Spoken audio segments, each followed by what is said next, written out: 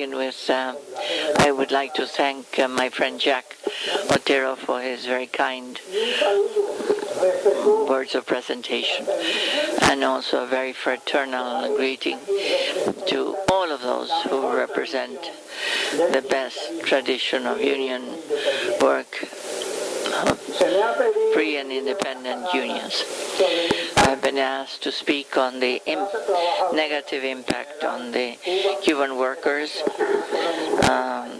as a result of the economic situation in the country. And I will refer to the following subjects. First, on employment and unemployment in Cuba, and what has been the reaction of the government when faced with this very critical time.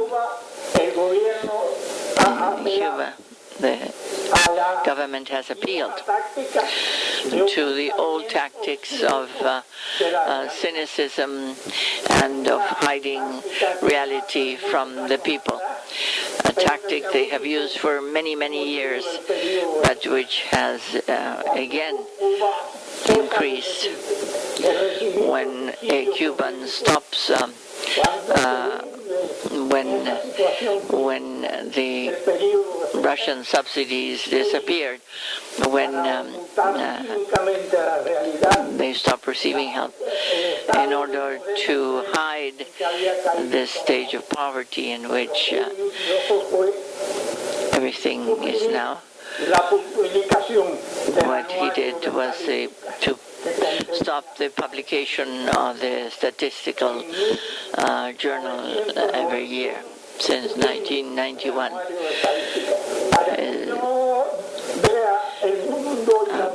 And was to put an end to the free unionism. In no way does anything like this exist. For the past 7 years, he worked hard to eliminate this yearly report. And in 1998, he finally managed to do so.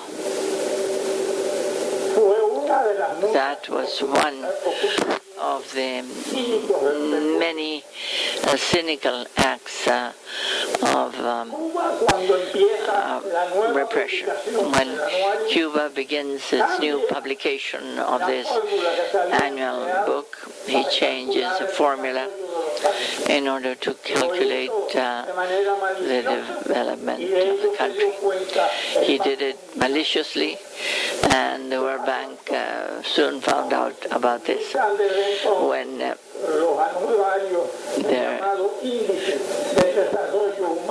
annuals are printed. There is no data that appears. Why does the World Bank do that? Because they had calculated the development index very correctly. So we must try to eliminate this tactic. But the first manifestation of this happened when there was this silence when confronted with that issue. Notwithstanding, in the year 98, the data on the Cuban economy reappeared in that publication, and there's one last copy of that. The statistical yearbook of the year 1998. And in that year, it says that the unemployment index is 1.7%, the lowest unemployment rate in the whole world. There's no other country that has such full employment. And it says it quite blatantly, totally ignoring that the Committee for the Economic Committee for Latin America had calculated the unemployment in Cuba to be of a two-digit figure. And even that year, we were beginning of the demolition of the sugar industry in Cuba, a process that led to that pathetic spectacle of the government's machinery destroying the machinery of the sugar mills, and they pulling from each other's arms the remains of that machinery. That was the first, the best, and the greatest industry that employed over 500,000, and an industry which is totally destroyed with 40 to 50 sugar mills that do not even have a capacity to produce sugar enough for Cuba. So we will see how this attitude of the government, how is this reflected in the Constitution of the Socialist Republic. There are two articles that are still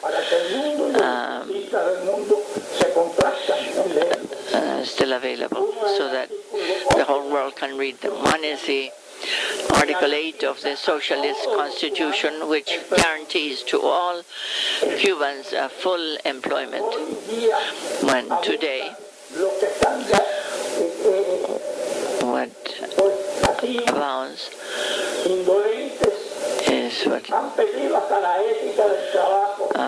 is shown quite clearly, that they cannot find employment in their profession, and yet the government says that there is full employment. In order for there to be full employment, there must be enough remunerative jobs, full-time jobs, and Mr. Castro cannot say that that exists in his country. In another article of the Constitution, it says the following, and quite simply, that the socialist government has put an end with the cyclical unemployment in the sugar industry. But what happened? We see what's happened with there's the article, they haven't touched it. But Article 35 says that the socialist government of Cuba has put an end to that plague, which was the dead time in all of the sugar mills of Cuba. This is a totally cynical way of describing the economic situation or status of the country. So that aside from deforming and misinforming on the employment, the present information from Cuba states that there is a grave degradation in the quality of life in Cuba. It could be said, in general, that there has been a degradation of all of the working and living conditions in the three basic aspects for the human being and that the worker. And this happens in the island of Cuba, and as citizens of the Republic of Cuba, and it is the population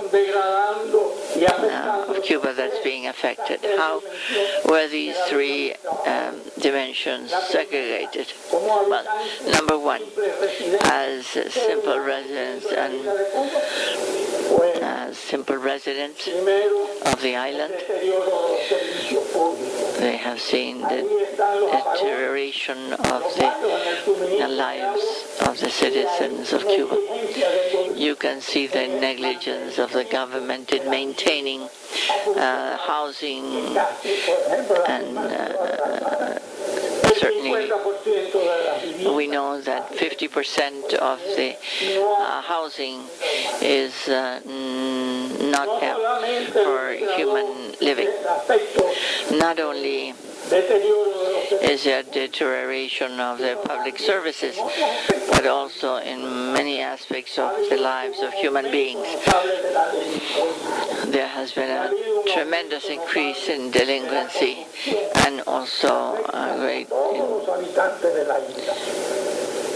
intrusion in the normal lives of the citizens. In the last book I read, refers to this list which I have in my hand of the 79 old millionaires of the Cuban regime. And here they are, the ministers chaired by Cuba has a great deal of corruption, which is now being found out, which is typical of all socialist governments. There is grave danger, as published by the University of Howard, where there is an article that speaks of the most frequent modes of corruption that are almost inherent to the socialist regime. It was edited by Jorge Dominguez, so that in his condition as a friend and as being a resident in the island, the Cuban worker has indeed been affected by that deterioration in the public services, and because of that corruption, which is afflicting all of the citizens of our country, because none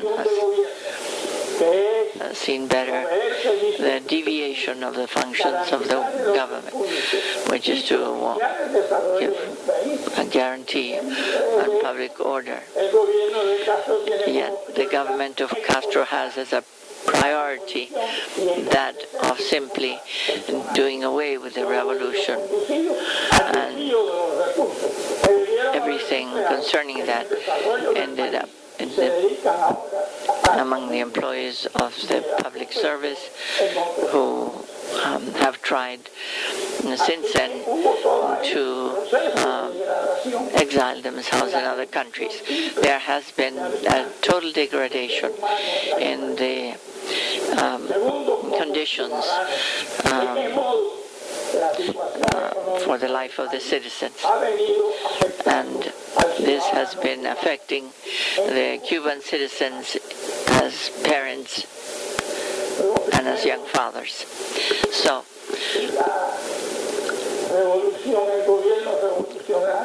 the revolutionary government, thus the government has done away with the rights, the human rights of people. Only in Cuba is it forbidden. They have eliminated all the civilian and the political rights of the citizens. And as the second, as a citizen, I see that the statistics show that what has happened there can be described as a common crime because of the increase in the delinquency among the youth and the common people. Delinquency has increased greatly in Cuba. And if the man feels a necessity to eat. He shows this, but the man must survive. They have now reached the point of hunger, and that's why we have an increase crime rate in Cuba. There are other aspects in which the Cuban worker has been affected. In the book that I mentioned previously, which has been edited, there are 6 chapters. It says it's not because of the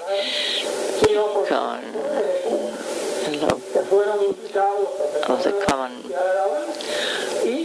man, and they have contributed to the publication of this book, and one quotes the following: there are 76 municipalities in Cuba where the subsistence level is that of extreme poverty, so that this shows that people are earning much less than they need to subsist, and this data is even provided by Havana.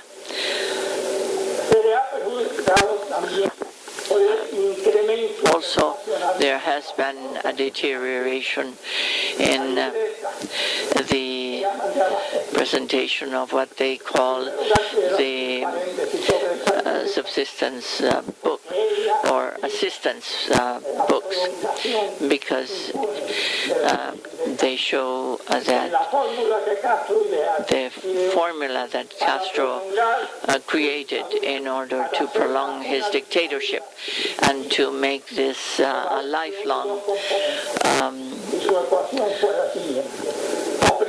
dictatorship, they have this motto: oppression from above and dependence from below, by using all of the same methods he had used as being prepared by the Soviet Union and which he adopted. That method, that crime as a state policy, is very efficient to attack and to suppress rebellion. So that 36 municipalities, and that is stated quite clearly in by the professor from the University of Havana. As a worker,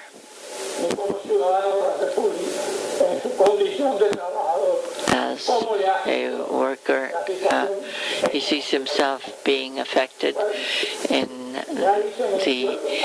an economic way. I have already touched upon the employment situation. Let's deal with the salary now.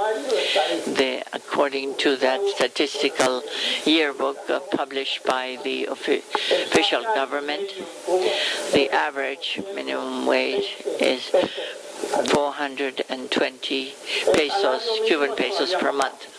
The minimum wage is even lower. It's something like 280. There is no country in the world that has such a low minimum salary as Cuba does. It's half of what is being paid to the workers in Bangladesh. Half of what they receive payment in Bangladesh. So that 420 pesos per month, or equivalent, that is less than $20.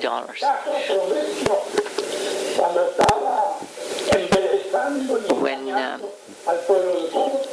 that government promised that the Cuban worker was going to have a greater salary than the workers of the United States. Well, here in 1 hour you earn $7.25. In 2 hours, they make almost the same as a worker in Cuba gets per month. So here you see how, once again, he has cheated the people of Cuba, and has provided lie after lie in the information system. So with a minimum wage, the average salary, both have suffered immense losses. And this is thanks to the economic policies of the regime. All of the indexes that have to deal with salaries show that not only is the minimum wage affected, but the real earnings interest, including what they established as their social wages. There have been grave reductions in the income of these people. Therefore, I have to speak of other aspects for the workers. The minimum wage, the fair salary, or social salary. All of these have decreased during the regime, the Castro regime. So when we speak of all of these situations and all of this deterioration in the worker as a citizen, and I would like to speak not only of the corruption that there has been, but also that there is a great lack of competitiveness. This is a socialist, communist regime, and it was necessary for everyone to find this out. So when I saw that those who Castro was not even familiar with what the true socialist. Yes, he had read a little bit about it, but he had no sufficient knowledge in order to understand that the standards that they had adopted. First, you cannot implant or have communism as a regime, and you cannot impose it on a people that have been free. That will lead to failure. Castro lacked knowledge that there were budgets that were established, and that was part of what the fathers of this communism believed. And this is what they wanted to leave as an inheritance. And then they went to the communist stage. But there was one thing to which he added his ideas, and that was in the definition that they made. It was definition given by Marx that the passive product and a lack of capacity. So communism as created by Castro, has led to that. A Cuba, people that cannot stand up But Castro perfected this. No totalitarian government has fallen simply by chance. Neither fascism nor Hitlerism,